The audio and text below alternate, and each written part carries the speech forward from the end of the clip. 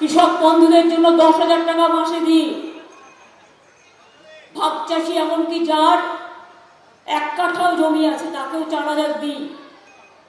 আর ক্ষেত মজদুর যারা কোনোদিন কিছু পেত না, এবার থেকে তাদেরও আমরা দিচ্ছি 4,000 টাকা করে দুবার বছরে। আলু চাষিদের জন্য ইন্স্যুরেন্স করা হয়েছে, কোনো রকম আলু নষ্ট হলে, পচে গেলে, পোকা লাগলে সে টাকা আপনারা ফেরত পাবেন। মাথায় রেখে দিন, গভর্নমেন্ট করে দেবে এটা আপনাদের। এটা আমি এই পলিসি করেছি অলরেডি, না করে বলছি না। 2 যুবসাথীরা যারা টাকা পাচ্ছেন, আরো যদি অ্যাপ্লাই করেন পাবেন, এবং আপনাদের চাকরির সন্ধান করে দেওয়ার দায়িত্ব আমাদের।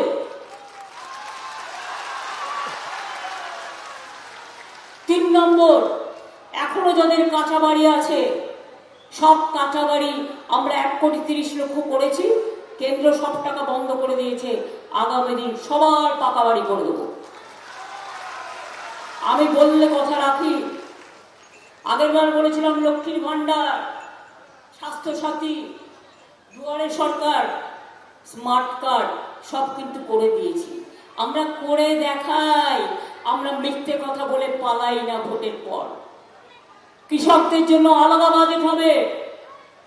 আমি আলু চাষিদের জন্য আরো ভাবনা চিন্তা করব, যাতে তাদের জীবন প্রোটেক্টেড হয়।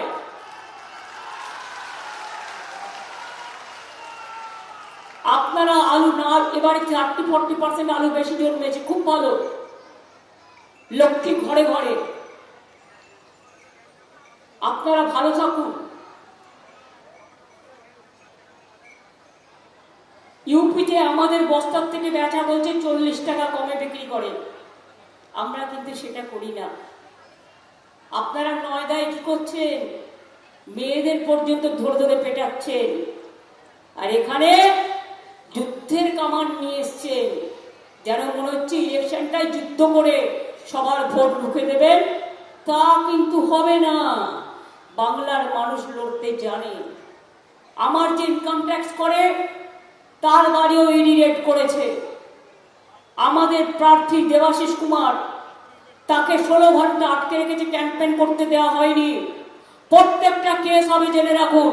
ছেড়ে কথা বলার লোক আমরা নই, আমরা রেকর্ড করে রাখছি। তারপর আমার যে সিকিউরিটি দেখে তার বাড়িও সকাল থেকে রেড করছেন। তার মানে আপনারা কি আমায় খুন করতে চান না হত্যা করতে চান? আমাকে খুন করলে যদি আপনারা বাংলা পান, চেষ্টা করে দেখুন না। সিপিএম আমলেও অনেকবার খুন করার চেষ্টা করা হয়েছে, আর সেই সিপিএমই তো আপনার এখন দোষর হয়ে গেছে। পচা সিপিএম গুলো সব এখন আপনাদের ওখানে গিয়ে জুটেছে, তাদের বুদ্ধিতে কাজ করছেন। এবিপি আনন্দ, এগিয়ে থাকে, এগিয়ে রাখে।